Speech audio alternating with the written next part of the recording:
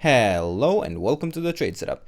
In this video we are looking at Nasdaq, and it's a request that one of the followers of this channel made, and yeah, today we are doing this. So in the long time frame I could see this move up as a simple wave 1. I could also see it as a series of 1-2 setups, at least in some manner.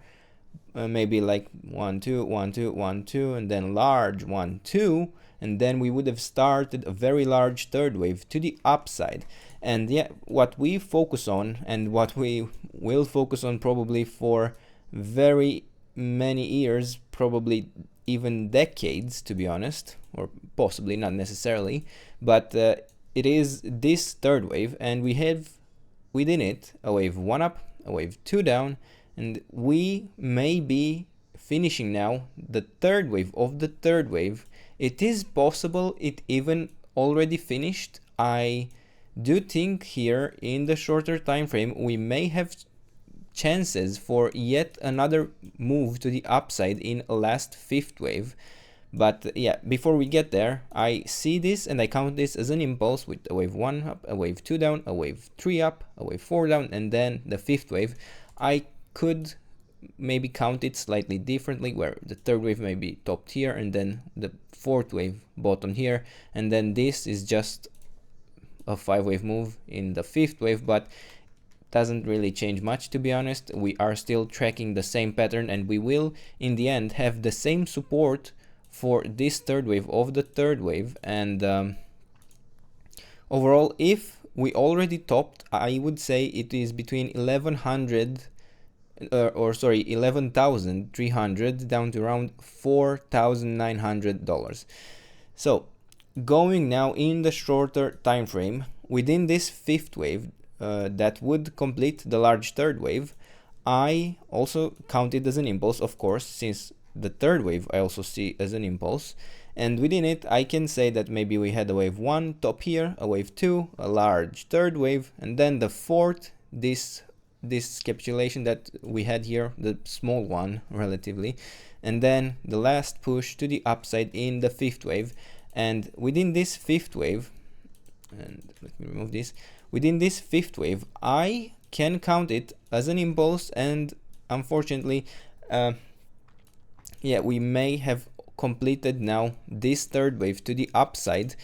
The only upside is that maybe we have a double 1-2 setup here. It doesn't matter at the moment. We are considering that we topped here in the third wave, and we are looking for support in a fourth wave between or down from 22,000 down to around 20,400. Yeah, around that area would be the support zone that I would be looking for this fourth wave. I apologize for misspeaking there.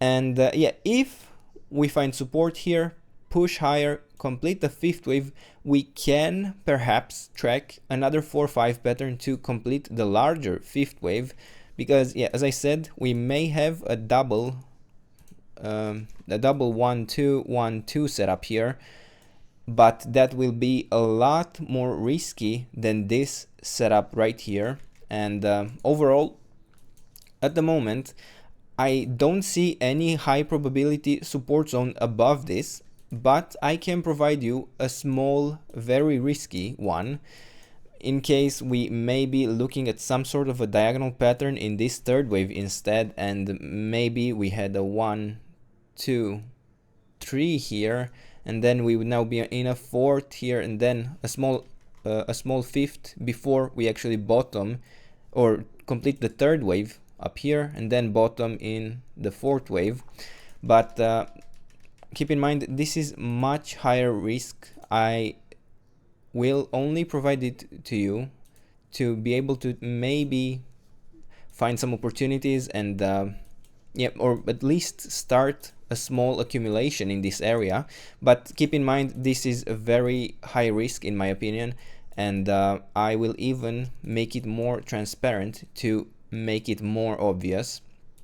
But it starts from 23,000 down to around 22,300, and yeah, based on this movement, I would expect at least another B wave high and the C wave to the bottom, but overall what I'm focusing on is the green support zone between 22,000 down to around 20,400.